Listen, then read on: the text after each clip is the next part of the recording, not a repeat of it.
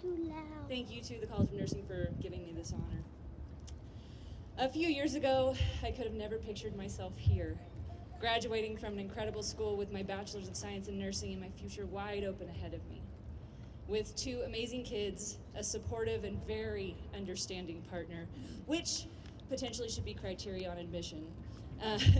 Great family and friends, and a group of battle-ready and battle-worn comrades that were the only people who really understood what I've been going through the last 2 years. Friends that have faced trial by fire with me, held me up when I felt wounded by the zeitgeist, the course, or simply by life. They are amazing, and I doubt I would be here without them. You know who you are. On behalf of the graduating class, I would like to say thank you. Thank you to those who changed their curriculum to teach online and in person without knowing when that would change.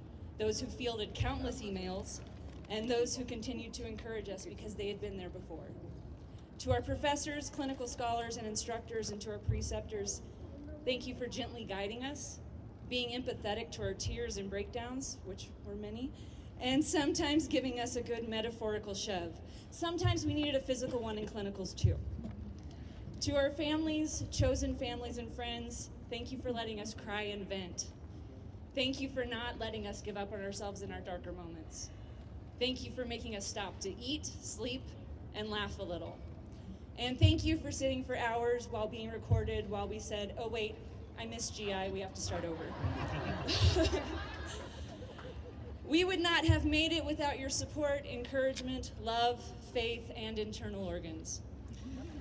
This group of nursing students, now proud and relieved holders of a BSN and anxious pre-test takers of the NCLEX, applied and were accepted for nursing school prior to the pandemic, not knowing exactly what we had signed up for. We began clinicals and classes online, which is all but unheard of in a degree that's focused on hands-on patient care. I think I can speak for everyone here when I say all of our significant others, family, friends, roommates, pets, and pillows have been extremely well taken care of after all the intensely focused nursing care they've received the last 2 years. We went to clinicals at the height of a worldwide pandemic with an even more extreme nursing shortage than before, and all while most of us worked in various jobs and clinicals doing all we could to protect our family and friends from what we might bring home. We were some of the first in the world to get vaccinated. I may have had a small panic attack when I went to get my first shot, but thankfully my nurse was from Children's Hospital, and she spoke to me in a calm and soothing voice. I'm pretty sure she reserved for toddlers. And then she gave me a colorful Band-Aid and a bag of cookies after. Trust me, it helped. We navigated COVID restrictions for clinicals when we were sure we only had a head cold or allergies, and filled out so many attestations on our health that we could do it in our sleep. And after 2 night shifts in a row in class the next morning, some of us probably did. We had our first and last semester on campus in person this fall, seeing some of our fellow classmates outside of Zoom for the very first time. We volunteered at vaccination clinics in the Dawn Clinic. Many of us cried our way through critical care and pharmacology, constantly questioning if maybe we should just bartend. But as we began to move through rotations, many of us began to fall in love.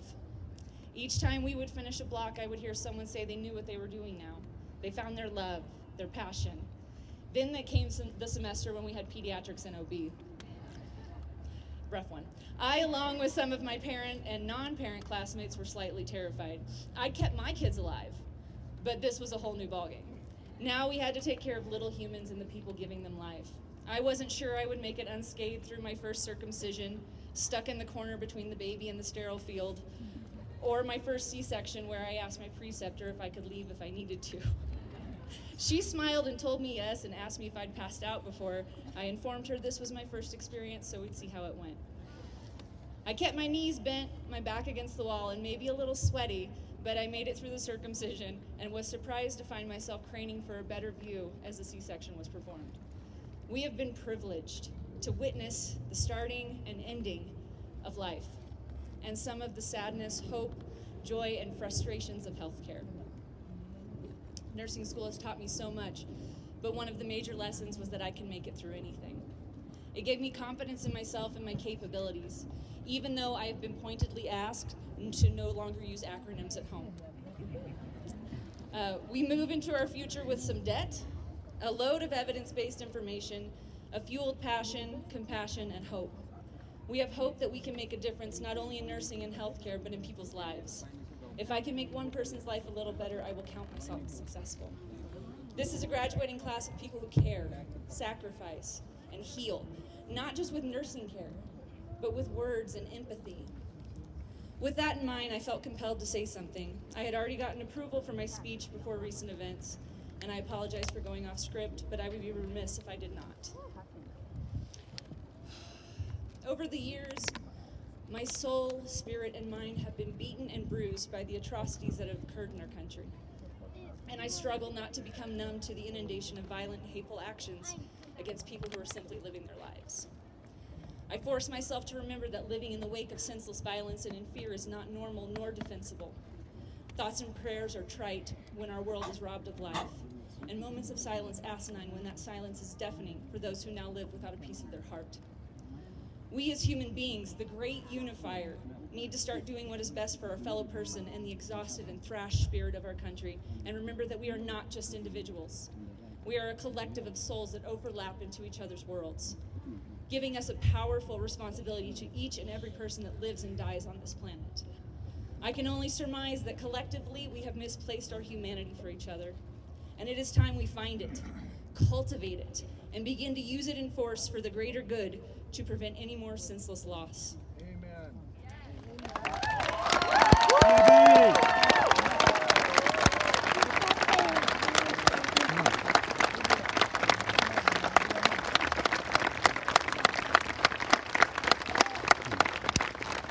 We can do it. To my classmates specifically, today when we leave this campus for the last time as nursing students, let us bring all of our compassion and talent to the world. Let us make waves where waters have become stagnant. Let us hold ourselves and others to a higher standard of accountability. And in such divisive times, let us not forget why we started this journey. To be advocates for those who cannot speak for themselves, for those whose voice is not heard above the crowd, and for those who are all too often not asked to sit at the table. We will do better because we must do better. Our worlds, however small or large they may be, deserve more inclusive, more comprehensive, and more compassionate and understanding change for the better of humanity. So I say to you, my fellow graduates, you are amazing, you are powerful, you are strong, and you can be the change you wish to see. Thank you.